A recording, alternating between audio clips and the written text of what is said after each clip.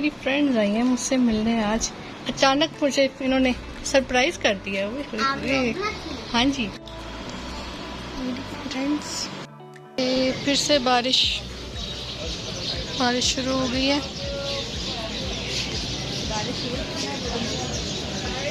इतने प्यारे मौसम में।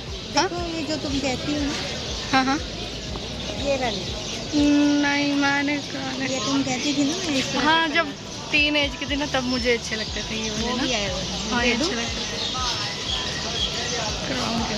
अच्छे हैं लेकिन सीने के बाल।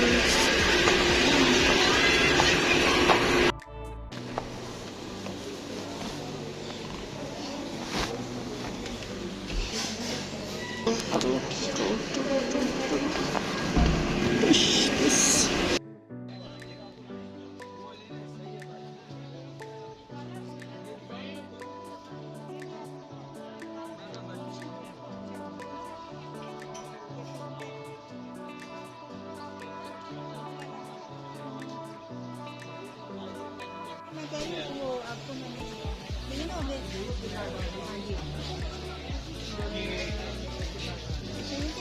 हाँ जी हाँ ये अच्छा। रहीम अस्सलाम वालेकुम माय ब्यूटीफुल यूट्यूब फैमिली, कैसे आप सब? आई होप आप सब ठीक होंगे। अल्हम्दुलिल्लाह मैं भी बिल्कुल ठीक ठाक हूँ। आज ही मैंने ब्लॉग फाइनली शुरू कर दिया मेरा, और इस वक्त हो रहे हैं 5:15 बजे का टाइम है। और कुछ बातें मैंने आपसे शेयर करनी थी। मैंने कहा था काफ़ी दिनों से कि मैं व्लॉग करना चाहती हूँ, वो एक फ़न व्लॉग होगा, वो जल्दी आएगा, जल्द आएगा। मुझे काफ़ी लोगों के मैसेजेस आए हैं, अपनी फैमिली से भी आया, मेरे फ्रेंड से भी आया, जितने मेरे व्यूवर्स हैं उन्होंने भी मुझे बोला था कि भाई कहाँ है आपका वो फ़न ब्लॉग जो आप बहुत अरसे से कह रही हैं, और ये क्यों नहीं आ रहा, इसकी रीज़न क्या है? अब इसकी रीज़न मैं आपको बैठ कर सुनाती हूँ, क्योंकि स्टोरी थोड़ी सी लंबी है और थोड़ा सा उसमें ट्विस्ट भी है और इमोशनल भी है थोड़ी सी, और इमोशंस भी हैं। तो उसके लिए उससे पहले मुझे चाहिए, स्टोरी सुनाने के साथ साथ मुझे चाहिए एक चाय का कप। तो पहले मैं चाय बनाऊंगी, फिर चाय का कप रख के चाय पीऊँगी, और साथ साथ आपको बताऊंगी कि एग्जैक्ट हुआ क्या। थोड़ा सा आपको मेरे वीडियो के टाइटल से तो आपको पता चल गया होगा, बाकी की स्टोरी मैं आपको सुनाती हूँ।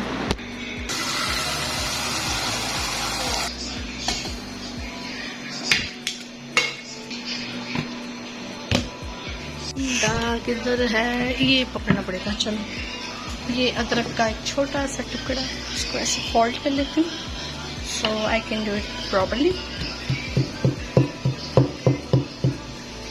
देखते हैं, यस, थोड़ा सा और कर लेते हैं।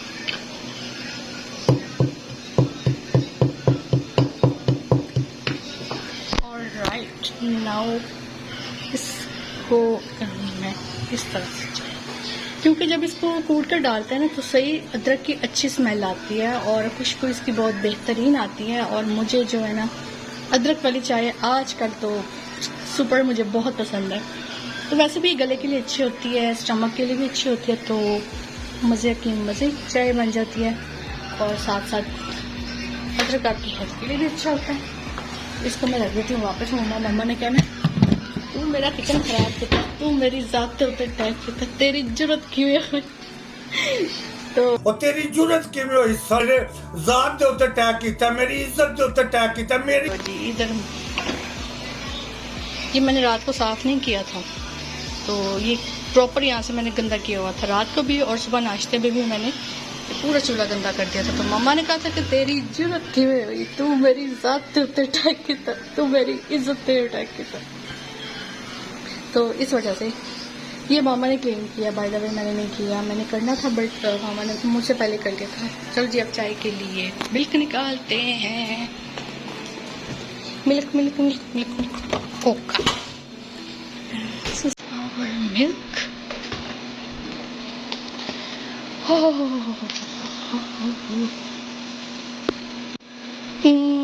रुको ज़रा सब्र करो, आई थिंक एक छोटा सा स्लो मोशन लेते हैं।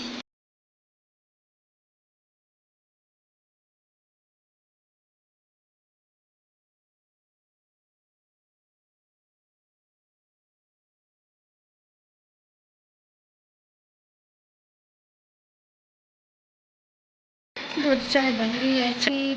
कुछ 3-4 या पता नहीं कितने मैंने दिन पहले ब्लॉग अपलोड किया था, जिसमें मैंने ये बताया था कि मैं एक बहुत फ़न ब्लॉग अपलोड करूँगी। आप ब्लॉग बहुत इन्जॉय करेंगे। और फिर उस दौरान ऐसा हुआ कि आपको पता है मुहर्रम सफ़र का वक्त चल रहा है, महीना चल रहा है, तो फिर मैंने सोचा कि अभी इस ब्लॉग को थोड़ा सा डिले कर देते। तो फिर मैंने कुछ ये सोचा और कुछ मैंने ये सोचा कि मुझे सोचा क्या, मैं बताती हूँ, मैं पॉइंट पर आती हूँ हुआ क्या। सेकेंडली ये हुआ कि सेकेंडली ऐसा हुआ कि मेरा अक्सर स्टमक इश्यू रहता है और उसकी वजह से ये होता है कि वो आपको जैसे दिल ख़राब होता है, वॉमिटिंग आना, ये वो। तो ऐसा मैं कर रही हूँ, शोर आ रहा है ज़रा, थैंक यू। तो ये हुआ कि तबीयत कुछ ऐसी थी, हो जाता है जैसे कोई स्टमक इशू हो जाना या हो जाना जैसे दिल ख़राब होता है, वॉमिटिंग जैसे आपको फील होती है, उस तरह से होना। ये प्रॉब्लम मुझे काफ़ी अरसे से चल रही है। जैसे कि ये चीज़ें होती हैं, नॉर्मल होती हैं, इनको हम लोग बहुत नॉर्मलाइज़ कर रहे होते हैं कि नहीं ये नॉर्मल है, इट्स ओके, ठीक हो जाता है।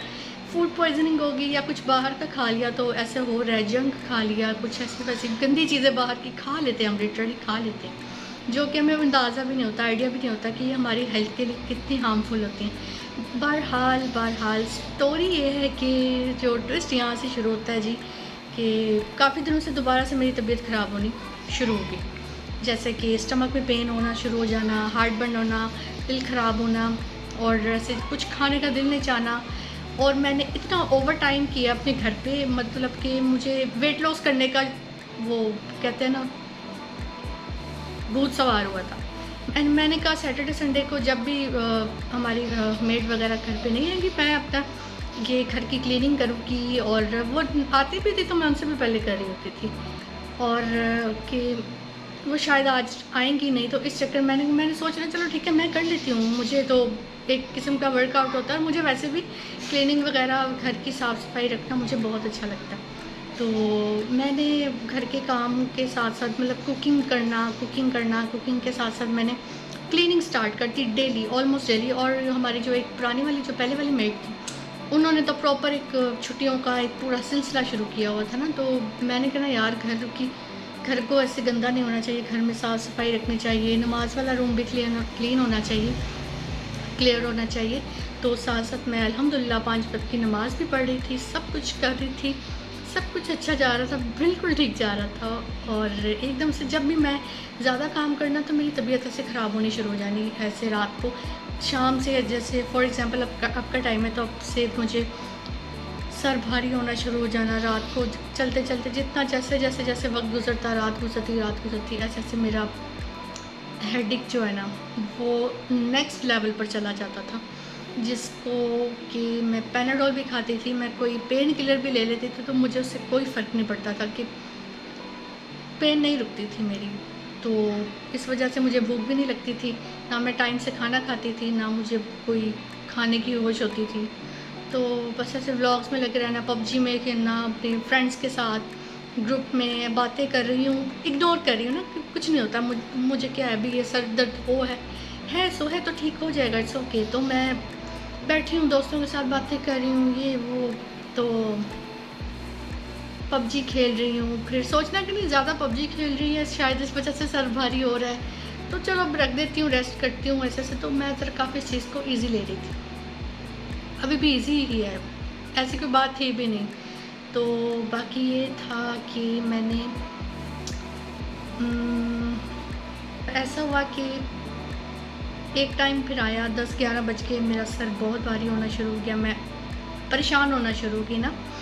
तो अब मुझे यहाँ पे मुझे ज़रा फ़िक्र होने लग गई खुद की कि मेरे साथ हो क्या रहा है, कुछ सीरियस तो नहीं है। ये इतने अरसे से 2-3 साल से मतलब होता है मुझे, हर गर्मी में हर सर्दी में। तो कितनी दफ़ा तो मैं फ्रूट्स खाती रही हूँ कि मेरी तबीयत ना ख़राब हो जाए। सर्दियों में इतने मज़े के खाने बने होने कि मछली बनी हुई है, फ्राइड फ़िश बनी हुई है, पाए बने हैं, पर मैं नहीं खा रही। तो मैं नहीं खा सकती, तो मैंने इन चीज़ों को भी बड़ा अवॉइड किया। इतने मज़े खाने अवॉइड करना कोई आसान बात नहीं होती, वो भी हम जैसे फूडी लोगों के लिए। तो ये बड़ा मुश्किल एक पीरियड था। फिर मैंने ऑरेंजेस खाते रहने, जब भी मुझे भूख लगनी मैं कहना मैं नहीं खाना 3-4 दिन मैंने खिचड़ी खाई है। और एक दिन से ही 2 टाइम खा कर ही एक दिन में इंसान कहता है कि बस अच्छा अस्सलाम वालेकुम जी, मैंने छुट्टी दो। तो मैंने खाई है, मजबूरन खाई है। 3-4 दिन, एक हफ़्ता मैंने खिचड़ी ही खाई है। और ये चीज़ें मैं बता नहीं सकती कितनी, एक फूड इंसान के लिए एक हफ़्ते के लिए खिचड़ी खाना कितना मुश्किल काम होता है, आप समझ सकते हैं। कोई भी आम इंसान भी इस चीज़ को बेयर नहीं कर सकता।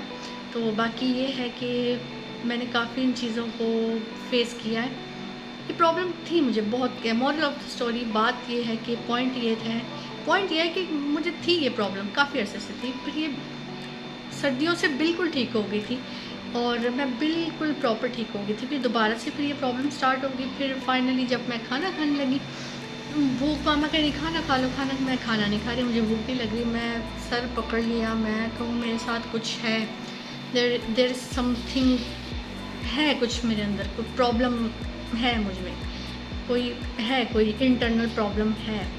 तो मैंने सोचा कि I should consult a doctor.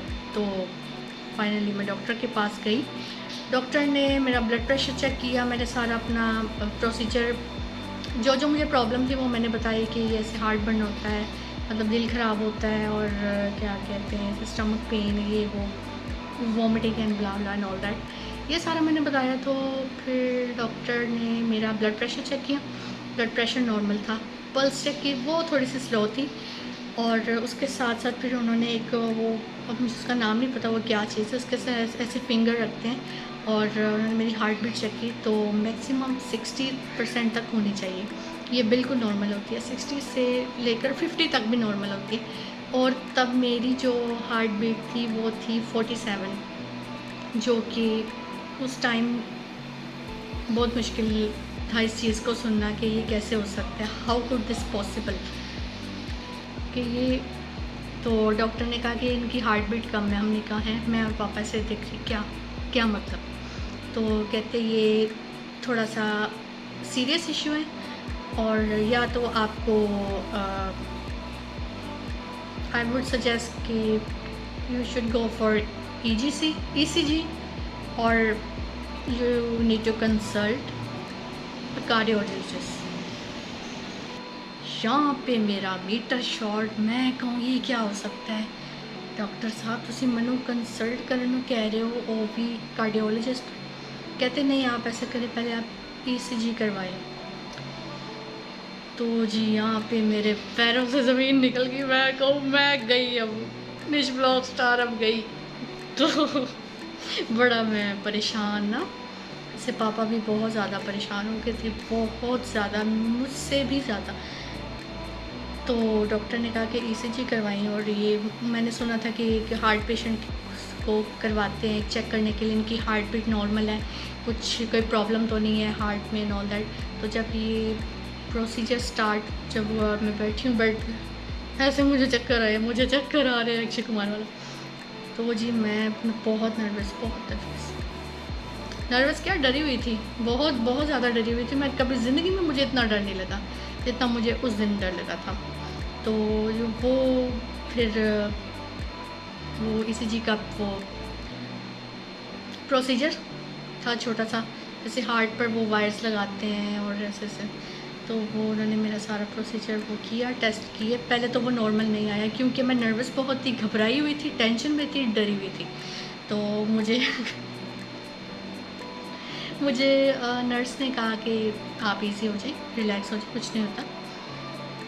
तो मैंने कहा ओके, मैंने कहा मुझे 5 मिनट दें, मैं थोड़ा सा रिलैक्स हो जाऊँ। थोड़ा मैंने ख़ुद को रिलैक्स किया, काम किया कि कुछ नहीं होता, it's okay, take it easy, कुछ नहीं होता, करवाओ तुम। तो फिर फाइनली 5 मिनट बाद फिर मेरी वो दोबारा से ECG की, तो बिल्कुल नॉर्मल थी।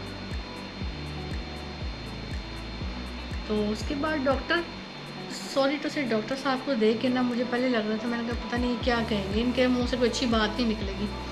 तो डॉक्टर साहब ने मुझे हैवी वाला डरा दिया था, हैवी तरीन डरा दिया था कि बस कि लगे कि पता नहीं क्या है। टेस्ट खैर करवाए, मेडिसिन वगैरह ली, तो उन्होंने कहा कि आप 1 हफ़्ते बाद दोबारा आएँ तो ठीक होगा, वैसे कोई बात नहीं, इट्स ओके। मैंने कहा तो मुझे पहले डराया क्यों। उसके बाद ये हुआ कि मैंने घर आए, मामा को बताया, मामा अलग परेशान हो गई कि ये क्या बात हुई, ऐसे ECG की बातें कर रहे हैं, ये तुमने टेस्ट करवा लिया और डॉक्टर ने ऐसा क्यों बोला, ऐसे ऐसे तुम गर्मी में बैठी रहती हो, तुम्हें अपना ख्याल नहीं है, मैं तुम्हें मना करती हूँ उतना काम ना किया करो। तो वो मामा अलग परेशान हो गई। फिर मैंने बहन को, अपने सिस्टर को बताया, वो अलग परेशान हो गई कि ये क्या हो रहा है। वो अपनी परेशानी में वो बेचारी इमोशनल, मेरी बहन, वो जाहिर सी बात है बहन को इतनी तकलीफ़ में या परेशानी में तो नहीं देख सकती। लेकिन उस टाइम जब मैंने उसको बताया ना कि मुझे ये डॉक्टर से जाने से पहले मैं उनसे बात कर रही थी, तो उसने मुझे कहा तुम ब्लड प्रेशर चेक करवाना, ये फलानी ऐसी चीज़ें तुम चेकअप अच्छे से करवाना। तो फिर उन्होंने मुझे बोला था कि तुम घर आके मुझे बताना भी। तो जब मैंने उसको बताया कि ये प्रोसीजर, ये भी हुआ, ये भी हुआ, वो इतना परेशान हुई। मैं को बहन ना कर, मैं खुद परेशान हुई हूँ। तो उस टाइम मेरे लिए समझ लें कि 2-3 बजे का टाइम था, रात के 2 बजे मैं डॉक्टर के पास गई थी, हॉस्पिटल गई थी। तो इतना मैं डरी हुई थी, घबराई हुई थी। घर आई हूँ, फिर ये इन सबको बताया, कॉल पर बात हुई, बताया। फिर मैंने कहा मैं सो जाती हूँ। और मेरे लिए वो दिन बहुत मुश्किल था, बहुत मुश्किल। मैंने कहा भाई तो आप लोग परेशान मत हो, मैंने आप सबको परेशान करने को नहीं कहा था, आप लोग परेशान हो जाए, मैं इसलिए नहीं, तो मतलब आप लोग प्लीज़ परेशान मत हो। मेरे पास उस टाइम वर्ड्स नहीं थे कि मैं सबको कहती कि रिलैक्स हो जाए आप लोग। मैं बस चुप कर सो गई, अल्लाह करके मैं सो गई मुश्किल से। फिर दोबारा फिर मैंने सुबह, मैं कहूँ मेरे साथ ऐसा कैसे हो सकता है, ऐसा कैसे हो सकता है मेरे साथ। और मैं मतलब यूट्यूब पर प्रॉब्लम देखने शुरू कर दिए कि अगर ऐसी प्रॉब्लम हो तो क्या होता है, नॉर्मल होता है या नहीं होता। बाकी मैंने कुछ अपने फ्रेंड्स को बताया, वो लोग अलग परेशान हो गए, ये क्या हो रहा है भाई तुझे, बहन तुझे क्या हो रहा है। और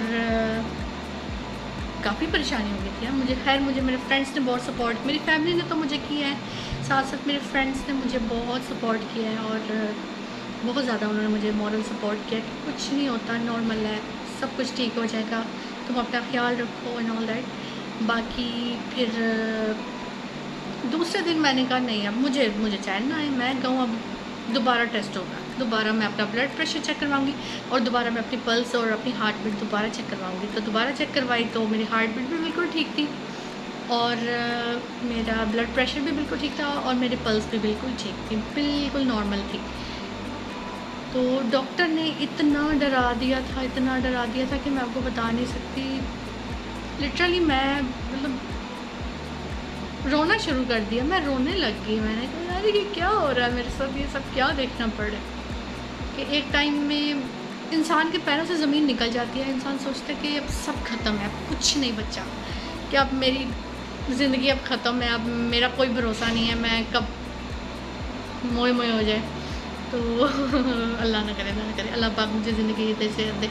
मेरे माँ बाप के लिए मैं चाहती हूँ, मेरी फैमिली के लिए, मैं अपने जो मुझे पसंद करते हैं, जो मुझे चाहते हैं, जो लोग मेरी बहुत केयर करते हैं, मेरी रिस्पेक्ट करते हैं, जो लोग मुझसे प्यार करते हैं, उनके लिए मैं चाहती थी मुझे रहना है यहाँ पे, मुझे जीना है। मैं इस हद तक चली गई थी, इस लेवल तक मैं चली गई थी कि बस अब सब कुछ ख़त्म हो गया है, अब कुछ नहीं हो सकता, बस ख़त्म। तो ये एक पूरा वीक मेरे लिए बहुत डिप्रेस था, बहुत ज़्यादा डिप्रेस था।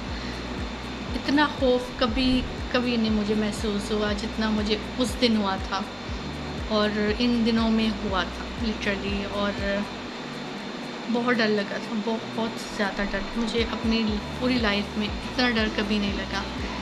ज़िंदगी को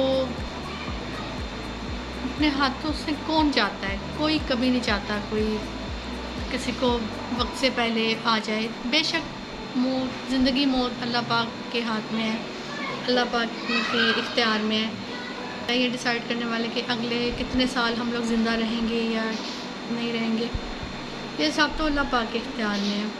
तो काफ़ी परेशानी हो गई थी। मैं वो मोमेंट्स पे सोचती हूँ तो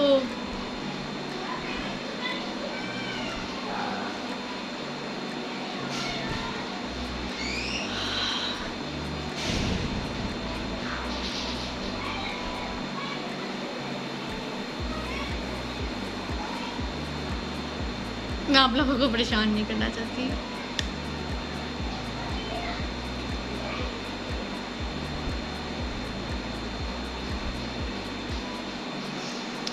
तो मतलब कि एक पल में ऐसे लगा जैसे सब ख़त्म, सब रिश्ते ख़त्म, सब नाते ख़त्म। इतना डरा देते हैं ये हॉस्पिटल वाले, इतना डरा देते हैं। इतना नहीं डराना चाहिए। इतना तो सोचते हैं यार, एक यंग है, एक यंग लड़की को आप ऐसे कह रहे हो कि जी तुम्हें कार्डियोलॉजिस्ट की ज़रूरत है, ये हार्ट बीट कम होना इट्स नॉट नॉर्मल, इसको आप नॉर्मलाइज ना करें। इतना डरा देते हैं ये लोग। तुमने सोचा नहीं था। तो एक छोटी सी बात से मैं इतना परेशान हो गई थी। मैं बात छोटी नहीं थी जितना उसको बड़ा चढ़ाकर डॉक्टर्स ने बोला। और अल्हम्दुलिल्लाह, शुक्र अल्हम्दुलिल्लाह उस रात का मैं जितना शुक्र अदा करूँ कम है कि मैं बहुत डर गई थी। मैंने दुआएं, मैं नमाज़ें पढ़ूँ, नफल पढ़ूँ, मैं मुझे वो करूँ कि मौला मुझे ठीक कर दे, मौला मुझे शिफा दे, मैं मुआवज़ा पढ़ूँगी, मैं ये करूँगी, मैं वो करूँ। मैंने तो उठाने लगी यार, मैंने तो उठाने लगी कि ये बस एक दफ़ा मैं ठीक हो जाऊँ। अल्लाह पाक से मैंने बड़ी गुजारिश की कि अल्लाह पाक मुझे ज़िंदगी दे दे, मुझे ज़िंदगी दे दे, मुझे जीना है अभी, मुझे बहुत कुछ करना है, मेरे पेरेंट्स हैं, मेरी फैमिली है। तो ये सोचकर मुझे हुआ कि बस मेरी फैमिली है, मेरी फैमिली का क्या होगा, ये सोचकर। बाकी मुझे अपनी कोई परवाह नहीं थी, खुदा की कसम, अल्लाह को हाज़िर नाज़िर जान के मैं ये बात कहती हूँ, मुझे अपनी कोई परवाह नहीं थी। मुझे था कि बस मेरी फैमिली को मेरी वजह से इतनी बड़ी प्रॉब्लम ये फेस करना, मुझे ऐसे बीमार देखेंगे या कुछ ऐसा होगा तो क्या होगा।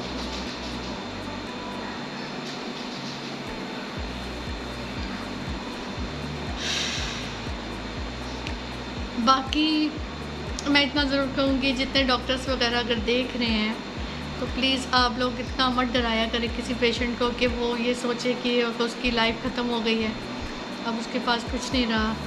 और बस मैं ये नहीं कहती कि आप लोग अगर कोई सच में कोई बीमार भी है तो आप उससे ये ना बोलो कि तुम बिल्कुल ठीक हो, तुम जाओ, तुम्हें कुछ नहीं है। लेकिन इतना नहीं कि किसी को डराना चाहिए। ख़ास तौर पर हम I am a young girl, मैं एक यंग हूँ, मुझे एकदम से इतनी ऐसी बातें करना मेरे लिए बहुत परेशानी का बायस बनी थी। तो नहीं डराना चाहिए इतना किसी को, नहीं खौफ में लाना चाहिए कि वो एकदम से उसने नहीं भी बीमार है, वो नहीं भी परेशान है तो उसको परेशान कर देना, जो उसकी तबीयत ठीक भी है तो उसको मज़ीद ख़राब हो जाए, ये सोच कर के हाँ कुछ है, देयर इज़ समथिंग रॉन्ग। तो प्लीज़ मेरी सबसे ये रिक्वेस्ट है कि आप लोग प्लीज़ ऐसे डॉक्टर्स को कह रही हूँ, डॉक्टर्स की बात कर रही हूँ कि जितने भी डॉक्टर्स हैं ये छोटी छोटी प्रॉब्लम्स के लिए आप प्लीज़ इतना बड़ा बिखेड़ा मत किया करें। किसी के इमोशंस जुड़े होते हैं, किसी की, अब मैं क्या बोलूँ, मैं डॉक्टर का नाम लूँ, मैं या हॉस्पिटल का नाम लूँ, या मैं किसी को यहाँ पे ब्लेम करने बैठ जाऊँ, मैं ऐसा कुछ नहीं करना चाहती। लेकिन मैं इतना ये रिक्वेस्ट ज़रूर करूँगी कि प्लीज़ किसी के डर का फ़ायदा ना उठाएं इतने सारे टेस्ट वगैरह करवाने के चक्कर में कि ये फ़लाना टेस्ट करवा लें, ये तो नहीं है, ठीक है, हम अपनी केयर में करवाते हैं, हम अपनी कि कोई लापरवाही ना हो जाए, अगर कुछ है प्रॉब्लम है तो वहाँ से उसको सॉल्व कर लें, ठीक है, मानते हैं। लेकिन इसका मतलब ये नहीं है कि आप इतने सारे टेस्ट लिख कर दे दें और ये इस चक्कर में अगला बंदा पता नहीं क्या परेशानी में आ जाए, डिप्रेशन में आ जाए। तो इस चीज़ों को प्लीज़ आप लोग ख्याल रखें। तो ये थी सारी स्टोरी। बहुत डर गई थी मैं, बहुत डर गई थी, मैं आपको बता नहीं सकती मैं कितना डर गई थी। और डरना बनता भी था क्योंकि डराया गया था। और हम हैं भी माशाल्लाह से ज़रा नाजुक फैमिली से मैं हूँ, और माशाल्लाह हूँ भी हम ज़रा हैं नाजुक दिल के लोग हैं। तो नाजुक दिल के लोगों को उतना नहीं डराते, दिल होता है यार, ठीक है ना। तो दिल को नहीं डराते, दिल में बहुत खूबसूरत एहसास होते हैं, दिल में होता है खुदा की मोहब्बत होती है, अल्लाह की मोहब्बत होती है, अहले बैत की मोहब्बत होती है। और जिस दिल में अल्लाह पंजतन पाक की मोहब्बत हो तो वो दिल फिर बहुत कितना कीमती होगा, उस दिल में कुछ नहीं हो सकता, ये मेरा ईमान है। कुछ नहीं हो सकता। बाकी ये थी सारी बातें, तो इस वजह से थोड़ा सा मेरा व्लॉग नहीं आ रहा था। तो मैं अब सोच रही हूँ अब इसको शुरू कर देते हैं ताकि ज़रा थोड़ा मूड चेंज हो, क्योंकि ये पूरा एक हफ़्ता मेरे लिए बहुत डिप्रेसिंग था, बहुत डिप्रेसिंग था। तो अब मैं अल्हम्दुलिल्लाह बिल्कुल ठीक हूँ, मेंटली तौर पर भी और फिज़िकली तौर पर भी, और मैं इंटरनली बिल्कुल ठीक हूँ। मैं अब अल्लाह का बहुत लाख करोड़ शुक्र है, बहुत मैं बिल्कुल ठीक हूँ। और बाकी बस एक छोटा सा व्लॉग क्या था, बस एक बताना था, स्टोरी टाइम था छोटा सा। तो बाकी इंशाल्लाह नए व्लॉग में मिलते रहेंगे। अब सब कुछ ठीक है, शुक्र अल्हम्दुलिल्लाह, तबीयत बिल्कुल ठीक है, सब कुछ ठीक है।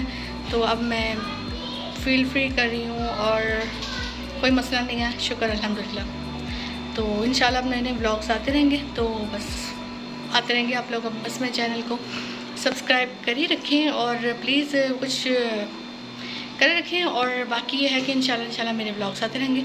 तो जी, if you like this video give a big thumbs up and don't forget to like, subscribe and share. कल मिलती हूँ, फिर कभी मिलती हूँ किसी व्लॉग में। तब तक के लिए bye bye, take care and अल्लाह हाफिज़।